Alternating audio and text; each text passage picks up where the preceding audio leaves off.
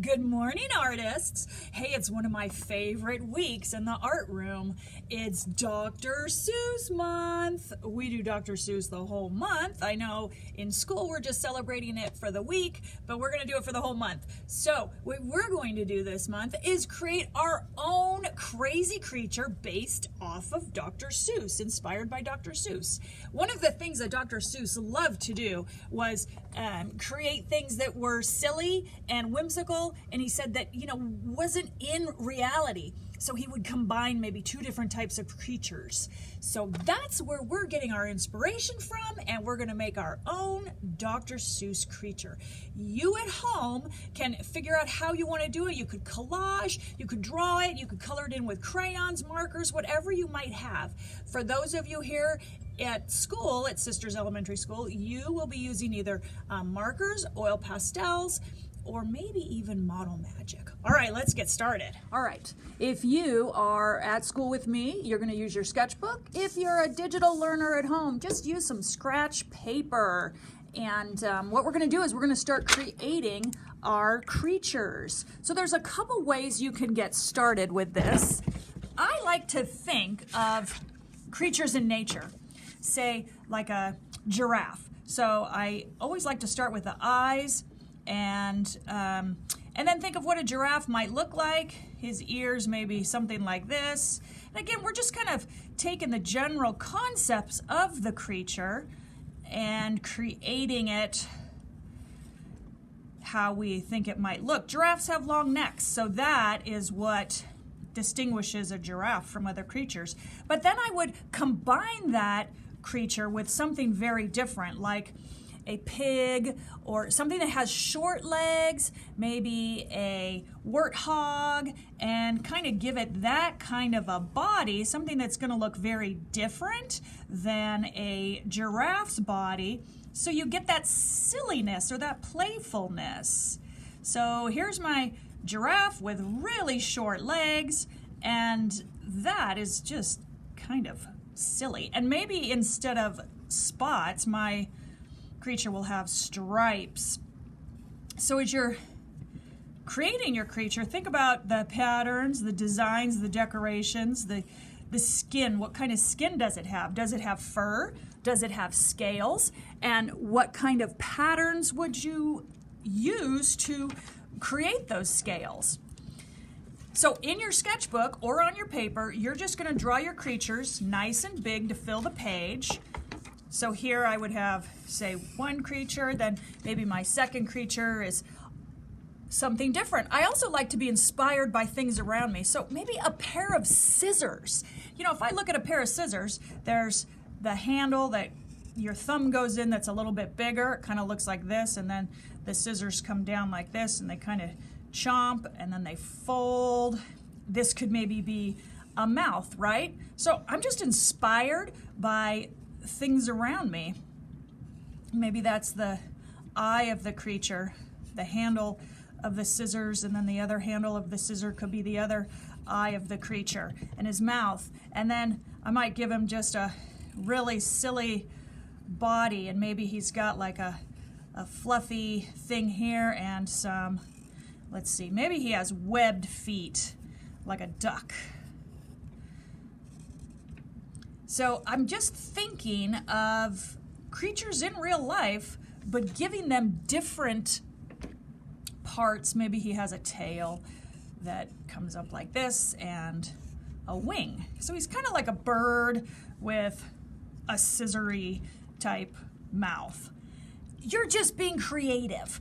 The one thing that we are doing is, because we're making creatures, our creatures have to have eyes. That's what makes them creatures. Eyes. So think of that. You could even make a building a creature as long as you give it those eyes. So let's say I have this just rectangle. Kind of looks like a city, big tall city skyscraper. But if I just all of a sudden make those windows look like eyes, now I have a creature, some kind of a creature. So this is the kind of silly stuff Dr. Seuss would do. He would just doodle and think of just puns and silly things that he could do. So maybe I put some arms on my building creature. And maybe I give him a mohawk. So there's a creature. He could have, maybe he has wheels for feet. That would be pretty silly. So this is the first step, artists. I just want you to do 4 to 5 different creatures. So once you get 4 to 5 different creatures, the next step is you're going to pick the one you like the best and you're going to build a habitat for that one. So let's say this is the creature I like the best. He's kind of a made-up guy between, I don't know, maybe a frog and I don't really know what he is. Kind of looks like a scientific beaker here. I'm going to give him some eyebrows and spring for a tail.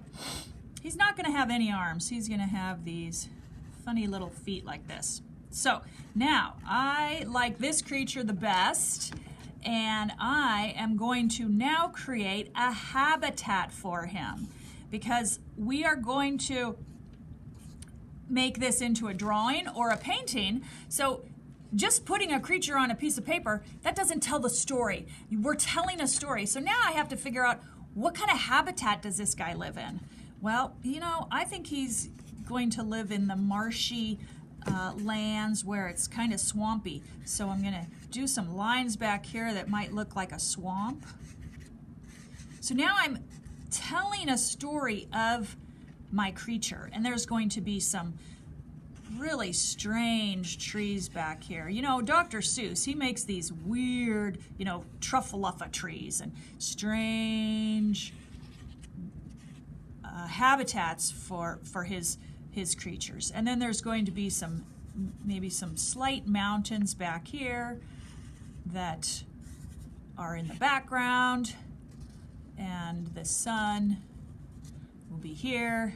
So now I have a better composition, a better design, so when I start to figure out how I am going to make this into my final piece, I have an idea of where he lives.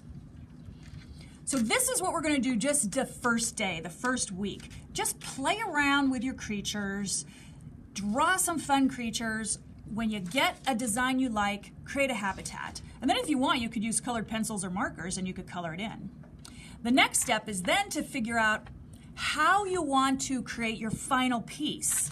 So brainstorm. What I like to do next is in my sketchbook or on my piece of paper, I would say, I'm going to create this piece and I'm going to use, I'm going to use fluorescent oil pastels.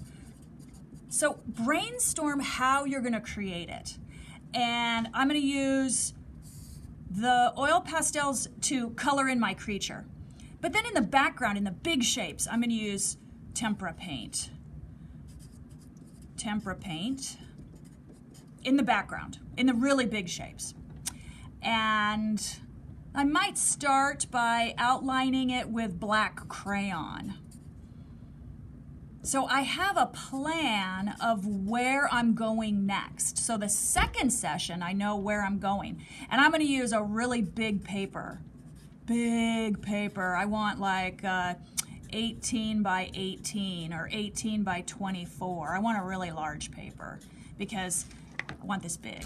But if I was going to use colored pencils, I might want a smaller paper, like a 8 by 10 or a 9 by 12, because colored pencils are they take more time to color in. So you have that choice. All right, well, I hope you guys have a lot of fun this month designing your Dr. Seuss creatures, and I can't wait to see how they all look.